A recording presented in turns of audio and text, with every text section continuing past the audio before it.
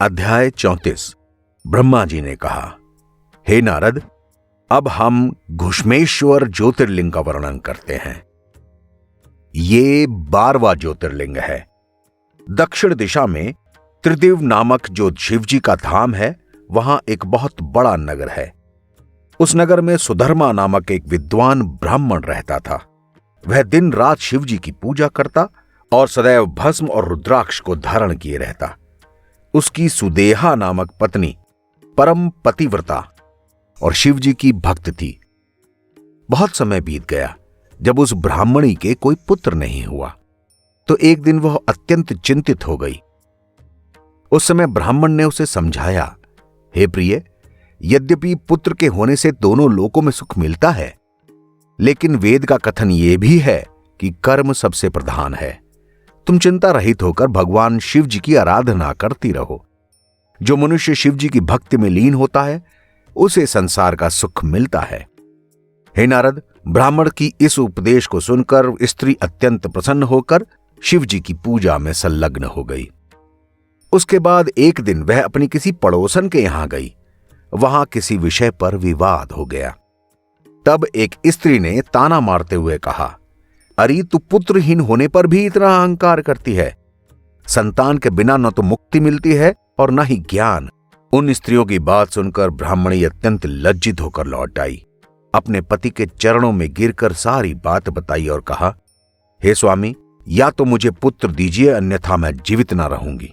इस बात को सुनकर ब्राह्मण ने उसे बहुत समझाया कि तुम पुत्र के लिए इस तरह चिंता न करो और शिवजी की भक्ति को त्याग कर संसारी सुख में संलग्न होने का प्रयत्न न करो। लेकिन वो संतुष्ट न हुई, निरंतर पुत्र की ही मांग करती रही। तब उसके हठ को देखकर ब्राह्मण ने दुखी होकर शिवजी का ध्यान किया। फिर उसने अपनी स्त्री के सामने 2 फूल रख दिए। उनमें एक फूल पुत्र होने का और दूसरा फूल पुत्र ना होने का था। उन फूलों को सामने रखने के बाद ब्राह्मण ने सुदेहा से कहा, प्रिय, तुम इन दोनों फूलों में से कोई एक फूल उठाओ। यह सुनकर ब्राह्मणी ने उस फूल को उठाया जो पुत्र ना होने का था। तब ब्राह्मण ने अत्यंत दुखी होकर कहा, तुम्हारे भाग्य में पुत्र नहीं है, इसलिए वो किसी भी तरह तुम्हें नहीं मिल सकता। यह सुनकर स्त्री ने कहा, पतिदेव, आप पुत्र की प्राप्ति के लिए दूसरा विवाह कर लीजिए। मैं उसकी सेविका बनकर घर में रह जाऊंगी। यद्यपि ब्राह्मण ने दूसरा विवाह करने का बहुत विरोध किया, लेकिन ब्राह्मणी ने उसे विवश कर दिया। दूसरी पत्नी आई। उसका नाम घुष्मा था। वह अपनी पति की आज्ञा से हर रोज 1000 बार शिवजी का पूजन करती थी। इस तरह कुछ समय बाद शिवजी की कृपा से उसने एक पुत्र को जन्म दिया। उस बालक के होने पर ब्राह्मण और उनकी दोनों पत्नियों को बहुत आनंद मिला। जब घुष्मा ने पुत्र को जन्म दिया तो सब लोग उसकी प्रशंसा करने लगे। इसके विपरीत ब्राह्मण की पहली पत्नी सुदेहा की सर्वत्र निंदा होती थी। वह अपनी सौत के पुत्र को स्नेह करने के स्थान पर घृणा करने लगी और उसे देख देख कर जलने लगी। वह उसे मारने और अनेक तरह के कष्ट पहुंचाने की कोशिश करने लगी। यद्यपि ब्राह्मण अपनी दोनों पत्नियों को एक ही दृष्टि से देखता था और घुष्मा भी यही कहती थी कि यह पुत्र मेरा नहीं अपितु तुम्हारा भी है, लेकिन सुदेहा का दुख दूर नहीं हुआ। जब ब्राह्मण का बेटा बड़ा हो गया और उसका विवाह भी हो गया, तब सुदेहा की ईर्ष्या और बढ़ गई। यद्यपि उस लड़के की पत्नी सुदेहा की ज्यादा सेवा करती थी, तो भी वह उसके प्रति कठोर वचनों का हमेशा प्रयोग करती थी। अंत में एक दिन सुदेहा ने यह सोचा कि जब तक मैं इस लड़के को मार नहीं देती, तब तक मेरा दुख दूर नहीं होगा। एक दिन अवसर पाकर सुदेहा ने अपनी सौत के लड़के को मार दिया और उसे वहां डाल दिया जहां घुष्मा शिवजी की पूजा करती थी। प्रातःकाल होने पर जब लोगों ने उस लड़के को मरा हुआ वहां देखा, तो पूरे नगर में इस बात की चर्चा हो गई कि सुदेहा ने अपने सौते लड़के को मार डाला। यह सब होते हुए भी वो ब्राह्मण और घुष्मा शिवजी की पूजा में लगे रहे। वे अपने स्थान से जरा सा भी न हटे। जब पूजन समाप्त हुआ तब उन्होंने अपने लड़के की ऐसी अवस्था को देखा। तब भी केवल यही कहा कि शिवजी ही हमारे रक्षक हैं, उनकी जो इच्छा है वही कार्य होता है। इस संबंध में हम लोगों को चिंता करने की कोई आवश्यकता नहीं है। घुष्मा ने प्रतिदिन के नियमानुसार पार्थिव पूजन किया। इस तरह वह शिव जी की भक्ति में पूर्णतः दृढ़ बनी रही।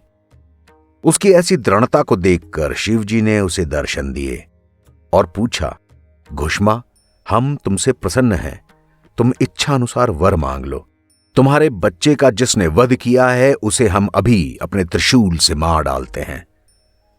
घुष्मा ने उन्हें प्रणाम करते हुए कहा, प्रभु, जिसने यह पाप किया है वह स्वयं अपने पाप का फल पा जाएगा। आप किसी का वध ना करें।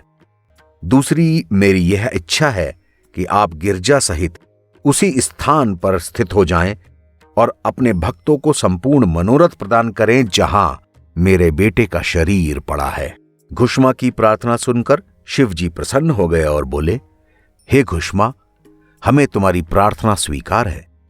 तुम्हारे द्वारा स्थापित यह शिवलिंग घुष्मेश्वर नाम से प्रसिद्ध होगा और तालाब का नाम शिवालय होगा। तुम्हारे 100 पुत्र और जन्म लेंगे और तुम जीवन भर अत्यंत सुख भोग कर मुक्ति पाओगी। तब ब्राह्मण ने अपनी दोनों पत्नियों के साथ उस लिंग की परिक्रमा की। फिर वह अपनी पहली पत्नी से शत्रुता त्याग कर आनंद पूर्वक शिव भक्ति में लीन हो गया। हे नारद, घुष्मेश्वर ज्योतिर्लिंग के इस चरित्र को जो सुनता है, सुनाता है और पढ़ता है, वह संसार में अनेक प्रकार के सुख भोग कर शिव पद पा जाता है। उसके सारे पाप नष्ट होते हैं और किसी प्रकार का रोग नहीं होता। मैंने तुम्हें 12 ज्योतिर्लिंगों का वृतांत विस्तार पूर्वक सुनाया। यह 12 ज्योतिर्लिंग मुक्ति को प्रदान करते हैं। इस संसार में शिवलिंगों की महिमा प्रधान है।